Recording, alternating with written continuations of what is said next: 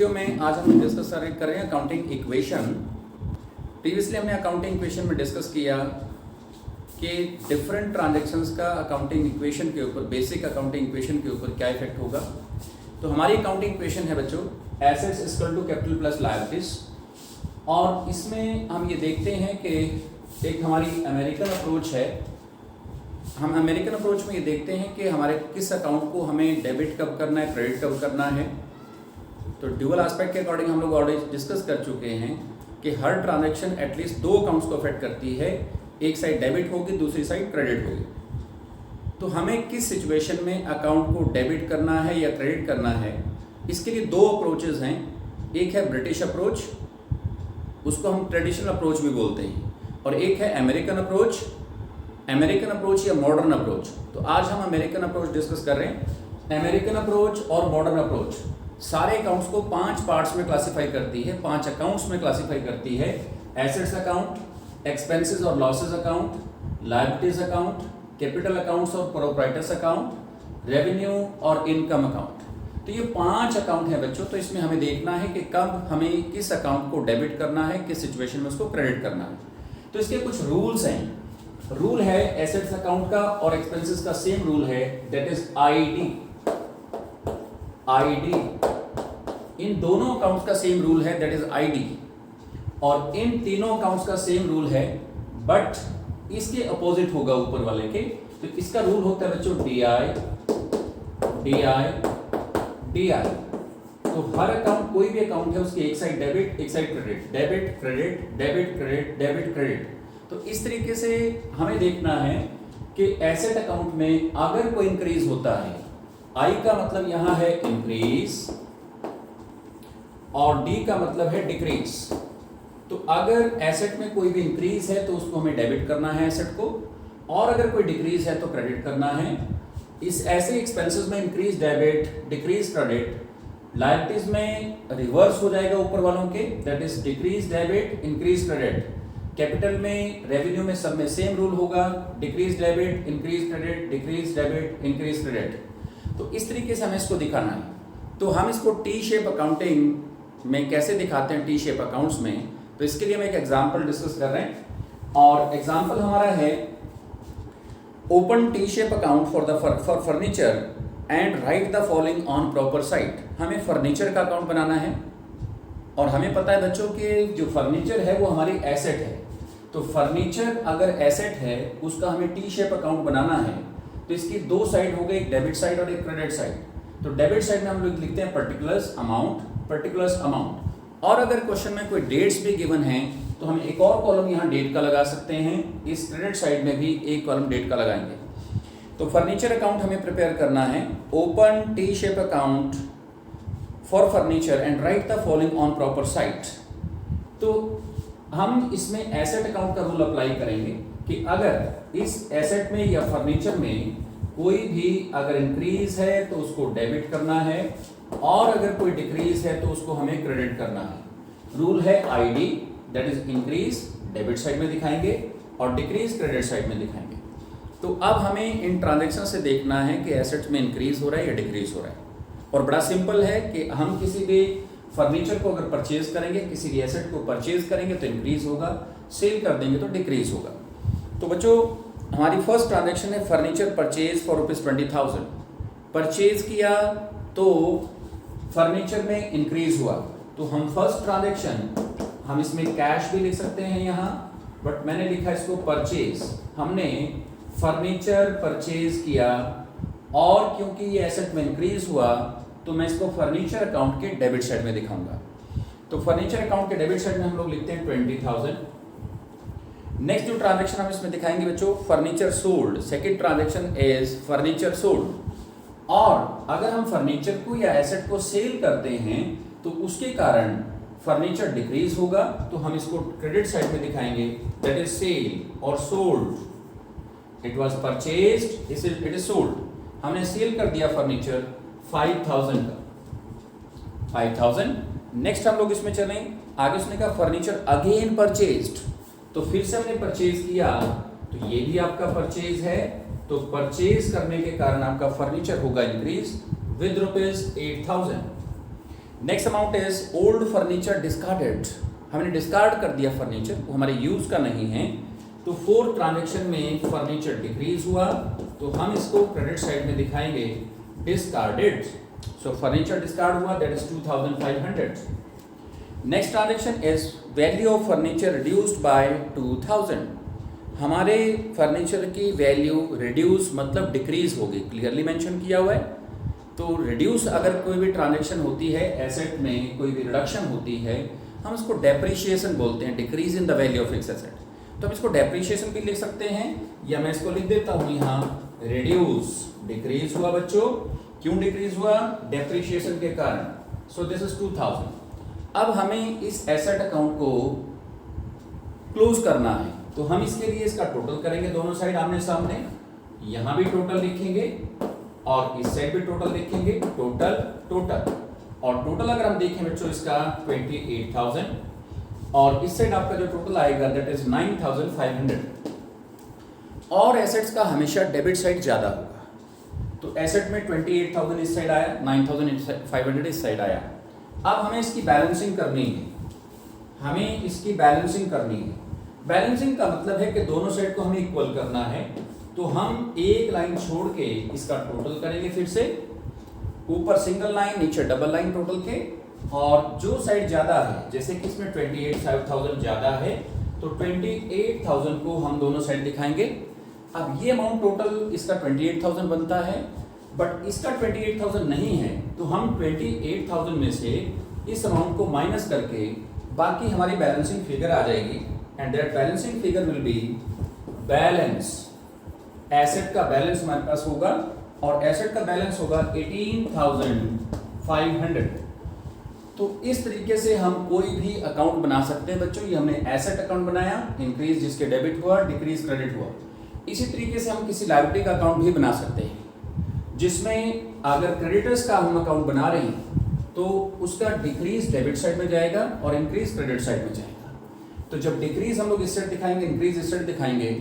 अगर हम क्रेडिटर से कोई गुड्स परचेज करते हैं, इंक्रीज हुआ इस साइड, हम उसको कोई रिटर्न करते हैं, डिक्रीज हुआ इस साइड, और अगर हम उसको कोई कैश पे करते हैं तो इस साइड, और एंड में बैलेंस करेंगे। तो नेक्स्ट हमारा जिसमें टॉपिक है बच्चों, दैट इज हम क्वेश्चन में प्रॉफिट कैसे कैलकुलेट करते हैं या कैपिटल वगैरह कैसे कैलकुलेट करते हैं, तो वो डिस्कस करने जा रहे हैं। ये हमारी बेसिक अकाउंटिंग इक्वेशन है, that is assets is equal to capital plus liabilities. तो assets is equal to capital plus liabilities, ये हमारी अकाउंटिंग इक्वेशन है। इस अकाउंटिंग इक्वेशन की हेल्प से हम कैपिटल कैलकुलेट कर सकते हैं, ओपनिंग कैपिटल भी और क्लोजिंग कैपिटल भी। So the formula for capital will be is equal to assets minus liabilities, asset minus liabilities. तो अगर हमें इस क्वेश्चन में ओपनिंग कैपिटल कैलकुलेट करनी है तो फॉर्मूला होगा बच्चों opening assets minus opening liabilities. अगर हमें क्लोजिंग कैपिटल फाइंड आउट करनी है, closing capital is equal to closing assets minus closing liabilities. तो मैं यहाँ क्लोजिंग वर्ड यूज कर देता हूँ। अगर हमें क्लोजिंग कैपिटल क्वेश्चन में फाइंड आउट करनी है तो closing capital is equal to closing assets minus closing liabilities. But कई बार हमारे पास क्या होता है कि एसेट्स और लायबिलिटीज अवेलेबल नहीं होती और हमें क्लोजिंग कैपिटल फाइंड आउट करनी है, तो बड़ा लॉजिकल रूल है कि जो हमारे पास बिगिनिंग में कैपिटल है, दैट इज ओपनिंग कैपिटल, उस कैपिटल में अगर हम और कैपिटल डाल दें जिसको हम बोलते हैं एडिशनल कैपिटल, तो एडिशनल कैपिटल के कारण कैपिटल इंक्रीज होगी, तो हम उसको ऐड करेंगे। और अगर ड्यूरिंग द ईयर हमें प्रॉफिट होता है तो प्रॉफिट कैपिटल को इंक्रीज करेगा, तो इसको भी हम ऐड करेंगे। और अगर कोई हमने अपने पर्सनल यूज के लिए कोई ड्राइंग्स विड्रॉ किए हैं अपने घर के यूज के लिए, बिजनेस से कोई कैश विड्रॉ किया, कोई गुड्स विड्रॉ किए, मींस ड्राइंग्स, तो ड्राइंग्स को इसमें से माइनस किया जाएगा। तो इसकी हेल्प से हम क्लोजिंग कैपिटल फाइंड आउट कर सकते हैं। बट कई बार हमें क्वेश्चन में वो क्लोजिंग कैपिटल भी पूछ लेता है और हमें प्रॉफिट भी पूछ सकता है।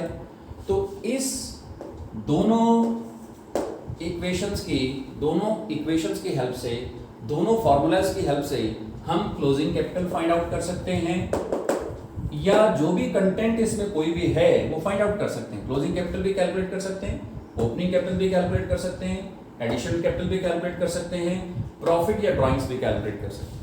बट मोस्टली जो क्वेश्चन में पूछता है वो क्लोजिंग कैपिटल या प्रॉफिट पूछता है, तो कैसे कैलकुलेट करेंगे वो हम लोग डिस्कशन कर रहे हैं। तो न्यूमेरिकल क्वेश्चन बच्चों कर रहा हूं मैं इसमें, तो कैसे क्वेश्चन करना है वो हम लोग देख रहे हैं। जैसे एक क्वेश्चन में एग्जांपल हमारे पास है और उसने क्वेश्चन में कहा कि Surendra Mohan started business on 1 April 2011 with capital of ₹7,50,000। हमें कैपिटल दे रखी है क्वेश्चन में, हमें क्वेश्चन में कैपिटल दे रखी है, कैपिटल दे रखी है as on 1 April, capital has been given on 1 April 2011। So ये आपकी है ₹7,50,000। मैं अगर देखूं ये 1 अप्रैल की कैपिटल है, means this is opening capital, this amount is opening capital, this amount is opening capital क्योंकि ये ईयर के बिगिनिंग में है। Next is and a loan of ₹2 lakh taken from Punjab national bank. Loan भी है बच्चों, एक पंजाब नेशनल बैंक से हमने लोन लिया और लोन आपका है 2 लाख का, और जब तक हमें लोन के बारे में कुछ मेंशन नहीं कर किया होता तो इस लोन को हम लॉन्ग टर्म लोन लेते हैं। मींस अगर ये बिगिनिंग में हमारे पास है तो ये एंड में भी होगा, मींस ये अगर ओपनिंग लायबिलिटी है तो ये क्लोजिंग लायबिलिटी भी होगी। तो नेक्स्ट उसने हमें जो क्वेश्चन में दिया है बच्चों, वो क्वेश्चन में है आपका that is on 31 March 2012 his assets were ₹15 lakh. तो एसेट्स दे रखी हैं बच्चों, हमें एसेट्स दे रखी हैं 31 मार्च 2012 को। इसका मतलब हुआ these are closing assets, these are closing assets, और ये अमाउंट आपको गिवन है दैट इज ₹15 लाख, 15 लाख। और उसने क्वेश्चन में आगे हमें दिया कि फाइंड आउट क्लोजिंग कैपिटल और प्रॉफिट कैलकुलेट करो if additional capital is 1,20,000, additional capital has been given ₹1,25,000, और ड्राइंग्स अगर पर्सनल पर्पस के लिए आपने विड्रॉ किया that is drawings is equal to ₹40,000। और हमें इसमें दो चीजें फाइंड आउट करनी है बच्चों, एक कैलकुलेट करना है हमें क्लोजिंग कैपिटल, क्लोजिंग कैपिटल हमें फाइंड आउट करनी है, और एक हमें कैलकुलेट करना है इसमें प्रॉफिट, एक हमें इसमें कैलकुलेट करना है प्रॉफिट। तो ये दो चीजें हमें फाइंड आउट करनी है। तो इन दो चीजों को फाइंड आउट करने के लिए हमें प्रॉफिट को फाइंड आउट करने के लिए, प्रॉफिट इसमें कंटेंट है तो ये फॉर्मूला कहीं ना कहीं अप्लाई करना पड़ेगा। इस फॉर्मूले के लिए हमारे पास क्लोजिंग कैपिटल होनी चाहिए, ओपनिंग कैपिटल होनी चाहिए। ओपनिंग कैपिटल हमारे पास है, एडिशन कैपिटल है, ड्राइंग्स हैं, प्रॉफिट नहीं है। So we will have to find out first of all closing capital. और क्लोजिंग कैपिटल हम लोग बच्चों कैलकुलेट कर सकते हैं, closing capital is equal to closing assets that is ₹15 lakh, और इस 15 लाख में से, क्लोजिंग एसेट्स में से हम क्लोजिंग लायबिलिटीज माइनस कर देंगे। अब ये लायबिलिटीज ओपनिंग भी है, क्लोजिंग भी है, क्योंकि ये लॉन्ग टर्म लोन है, बिगनिंग में भी है और एंड में भी है। सो दिस इज 2 लाख, और 15 लाख में से 2 लाख माइनस करने के बाद जो अमाउंट हमारी बची दैट इज 13 लाख। और बच्चों ये जो 13 लाख आया this is your closing capital, जो हमें एक आंसर फाइंड आउट करना था। तो क्लोजिंग कैपिटल हमारी आ गई that is 15 lakh minus 2 lakh, that is closing assets minus closing liabilities. अब हमें इस फॉर्मूले की हेल्प से प्रॉफिट फाइंड आउट करना है। तो मैं इस फॉर्मूले को ऐसा भी कर सकता हूं कि प्रॉफिट इस साइड रखूं और फॉर्मूला लिखूं closing capital minus opening capital minus addition capital plus drawings is equal to profit. But मैं क्या करता हूं, इसमें वैल्यूज पुट करता हूं simply. Closing capital is equal to opening capital plus additional capital and plus profit minus drawings. By chance अगर किसी question में बच्चों एडिशनल कैपिटल और ड्राइंग्स गिवन ना हो छोड़ दो इनको, बाकी फॉर्मूला हो जाएगा हमारा। क्लोजिंग कैपिटल हमने फाइंड आउट किया, that is 13 lakh. Opening capital हमें गिवन है, दैट इज 7,50,000 और एडिशनल कैपिटल हमें गिवन है, दैट इज 1,25,000 बच्चों। प्रॉफिट हमें गिवन नहीं है, फाइंड आउट करना है, तो मैं प्रॉफिट एज इट इज लिख लेता हूं और ड्राइंग्स आपको गिवन है 40,000। तो अब आपको क्या करना है, इसमें हम 7,50,000 प्लस 125 माइनस 40 ऐसा करेंगे। 750 प्लस 125 माइनस 40। तो अगर हम ऐसा करें 750 plus 125 minus 40, so this amount should be 8,35,000। तो हमारी इक्वेशन कुछ इस तरीके से आ गई बच्चों, 13 lakh is equal to 8,35,000 and plus profit. अब सिचुएशन बड़ी क्लियर है कि मैं इसको इस साइड इसमें से माइनस कर दूंगा तो प्रॉफिट आ जाएगा। तो प्रॉफिट हो गया बच्चों, दैट इज 13 लाख माइनस 8,35,000, क्योंकि ये अमाउंट इस साइड जाएगी तो माइनस हो जाएगा। सो 13 लाख में से हम लोग इसको माइनस कर देते हैं and this will be 4,65,000। 4,65,000, this amount is rupees 4,65,000। तो ये हमारा सेकंड आंसर आ गया। तो ये हमारा टोटल अकाउंटिंग इक्वेशन है बच्चों, जिसमें 3 टाइप के हमने क्वेश्चन डिस्कस किए। एक स्टार्टिंग में हमने डिस्कस किया था कि एसेट्स, कैपिटल और लायबिलिटीज के ऊपर डिफरेंट ट्रांजैक्शंस का क्या इम्पैक्ट होगा। एक अभी हमने डिस्कशन किया कि हम क्लोजिंग कैपिटल कैसे फाइंड आउट कर सकते हैं, हम प्रॉफिट कैसे फाइंड आउट कर सकते हैं, और एक हमने डिस्कस किया कि किसी भी अकाउंट को अगर हमें डेबिट करना है, क्रेडिट करना है, तो वो कैसे करेंगे। तो वो हम लोग अमेरिकन अप्रोच की हेल्प से कर सकते हैं। तो ऐसा